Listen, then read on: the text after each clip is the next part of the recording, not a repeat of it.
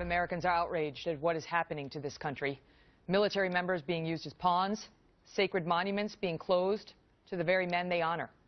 One man who has had enough is joining a big rig protest by hundreds, perhaps thousands of truckers in D.C. tomorrow. Another has launched a one-man effort to pay respect to our fallen heroes when others cannot or won't.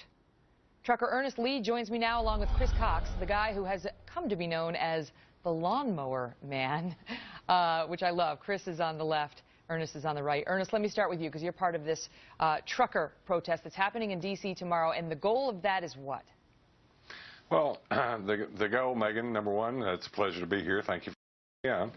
And the goal of ridefortheconstitution.org, and by the way, that's someplace you can go for absolute up-to-the-minute live coverage right from the middle of this protest all through the weekend, ridefortheconstitution.org. What we hope to accomplish, Megan, is to get the attention of our unrepresenting representatives in Washington, D.C. to let them know we, the people, have had enough. The government is too big, too intrusive, too many regulations, too many departments. It is weighing down everything in this country. Every problem in this country, none of them can be fixed by government, Megan, because the government has caused them all. And we've had enough, and we are joining together, not just in D.C.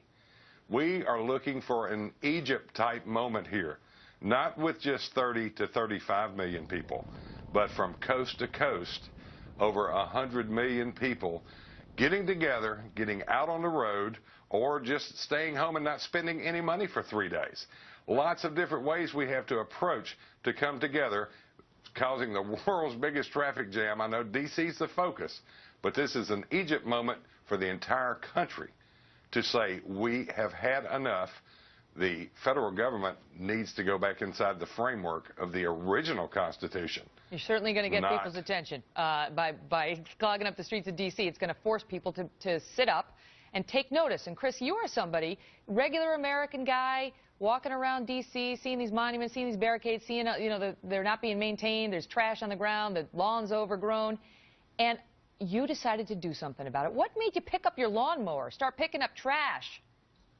Well, Megan, first of all, I'm flattered to be here. Thank you very much. And to answer your question, I set out to prevent headline news. I didn't set out to make headline news. And my goal was to fortify those boundaries. At first, it was played a security role, and it evolved into a janitorial role, if you will. Once the trash cans started spilling over, I was embarrassed, and I didn't want our nation's capital to be showcased in newspapers around the world with trash pouring out of the bins, pictures of veterans rolling over tobacco spit cups and half-eaten bananas, and you name it, it was out there. And I've had several volunteers show up, and now, after today, I have word that people are coming in as far as California, Texas, Nevada, Oregon, Florida are coming to stand with me, and I'm encouraging all Americans to go out and find a memorial or a park near your home,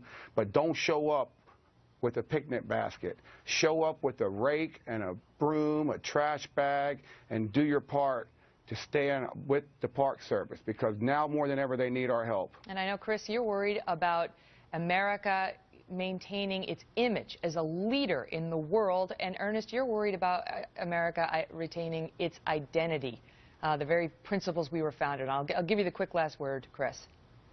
Thank you, Megan. I think we should take away all the limousines, and we should pick them up in a bunch of little short yellow buses. Thanks for having me here. Ernest, quick last word from you as well.